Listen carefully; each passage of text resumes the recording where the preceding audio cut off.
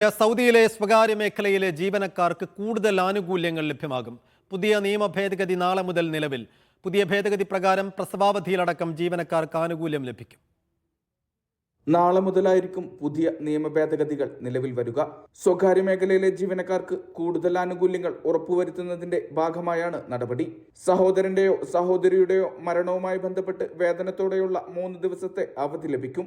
സ്ത്രീകൾക്ക് പ്രസവവുമായി ബന്ധപ്പെട്ട് ലഭിക്കുക 12 ആഴ്ചത്തെ അവധിയായിരിക്കും. പ്രസവ തീയതിക്ക് 4 ആഴ്ച മുന്നേ അവധിയിൽ പ്രവേശിക്കാം. വേതനത്തോടുകൂടിയായിരിക്കും അവധികൾ ലഭ്യമാകുക. ഓവർ ടൈം ജോലികൾക്ക് അധിക വേതനത്തിന് പകരമായി അവധി നൽകാനും പുതിയ ഭേദഗതിയിൽ അവകാശമുണ്ട്. തൊഴിലാളിയുടെ അനുമതിയോടെയായിരിക്കണം അവധി നൽകേണ്ടത്. തൊഴിൽ കരാർ അവസാനിപ്പിക്കാൻ ഉദ്ദേശിക്കുന്ന തൊഴിലാളി ചുരുങ്ങിയത് 30 ദിവസങ്ങൾക്ക് മുന്നേ തൊഴിലുടമയെ വിവരം അറിയിച്ചിരിക്കണം. തൊഴിലുടമയാണ് കരാർ അവസാനിപ്പിക്കുന്നതെങ്കിൽ 60 ദിവസങ്ങൾക്ക് മുന്നേ നോട്ടീസ് നൽകണമെന്നും നിർദ്ദേശമുണ്ട്. വർണ്ണ, ഭാഷ, ലിംഗവിവേചനം എന്നിവ കുറ്റകരമായി കണക്കാക്കും. ജീവനക്കാർക്ക് താമസം, ഭക്ഷണം, യാത്രാ സൗകര്യം എന്നിവ തൊഴിലുടമയുടെ ഉത്തരവാദിത്തമാണ്.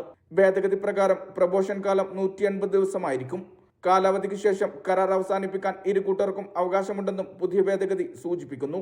സ്വകാര്യ കമ്പനികളിലെ സ്വദേശി വിദേശി വ്യത്യാസമില്ലാതെ മുഴുവൻ ജീവനക്കാർക്കും ഉത്തരവ് ബാധകമാണ്. Vishal Cherpulassery, media 1, Riyadh.